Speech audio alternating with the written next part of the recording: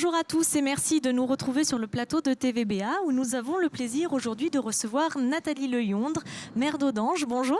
Bonjour.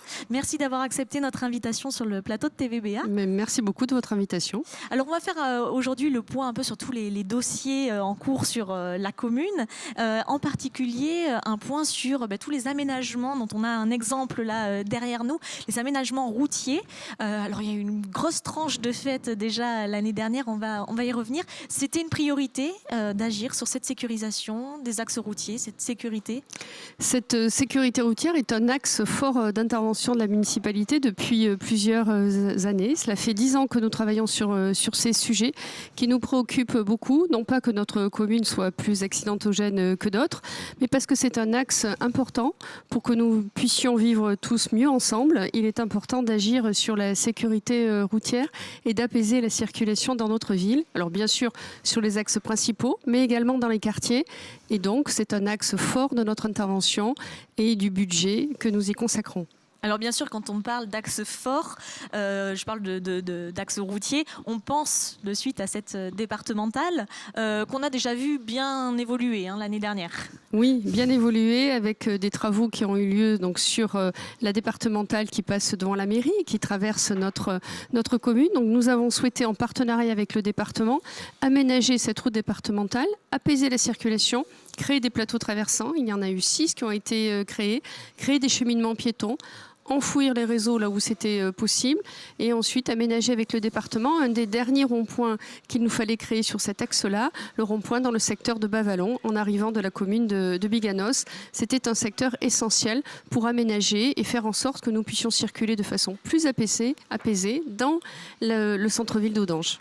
Maintenant, la question se pose aussi sur les quartiers qui ne sont pas exempts de certains comportements parfois incivils peut-être ou en tout cas d'excès de vitesse. Parfois des excès de vitesse. Donc il est important aussi de mettre en sécurité nos quartiers, de faire en sorte que les piétons, les vélos et toutes les tranches d'âge, les enfants, les personnes d'un certain âge, mais aussi les automobilistes, respectent les règles et puissent circuler en toute sécurité.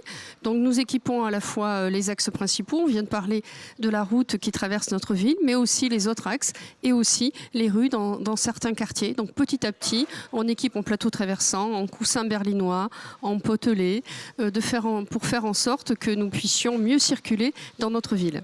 Ça fait, est-ce qu'on a des chiffres sur tous ces équipements maintenant? Alors, nous avons réalisé aujourd'hui plus de 60 aménagements dans toute notre ville. Alors, les plateaux que je viens de créer, les coussins berlinois, mais aussi les ronds-points, mais aussi les aménagements spécifiques, les rétrécissements, par exemple, de chaussées dans notre ville. Beaucoup de signalétique aussi verticale, beaucoup de panneaux installés, beaucoup de peinture également au sol de mise. Voilà, beaucoup d'aménagements qui participent à créer une ambiance d'apaisement au sein de notre ville.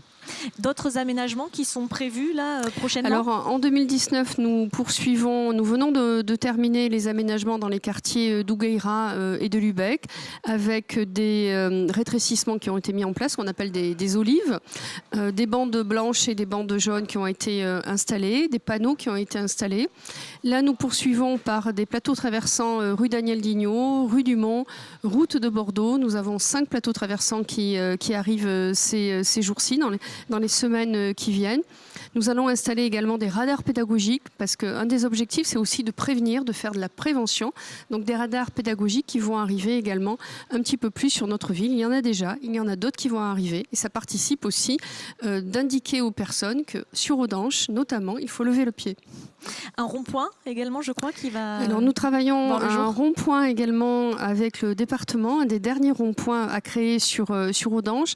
Donc là, sur le secteur de Pointe-Émile, un lieu-dit de notre collectivité en direction de Marcheprime, un axe donc au carrefour de 2 départementales qu'il nous faut aujourd'hui sécuriser.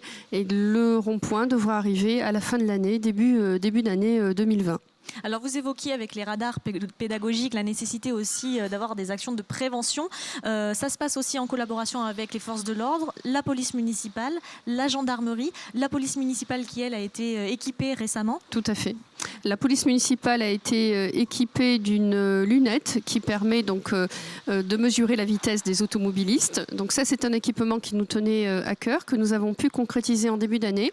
En partenariat avec la gendarmerie, nous avons fait une première action de prévention. Donc les gendarmes et la police municipale, nous avons une convention d'action avec la gendarmerie qui nous permet donc d'effectuer des contrôles dans un objectif de prévention, de prévenir la vitesse, mais aussi, s'il le faut, à un moment donné, de répression et bien entendu de verbalisation. Mais vraiment l'objectif c'est plutôt de faire de la prévention et d'indiquer que dans Audange, dans l'ensemble de notre commune, sur les routes départementales mais aussi dans les quartiers, il faut faire attention à sa vitesse. Écoutez, le message est passé. Merci en tout cas d'être venu sur le plateau de TVBA pour aborder ce premier point des chantiers de la ville. Merci beaucoup.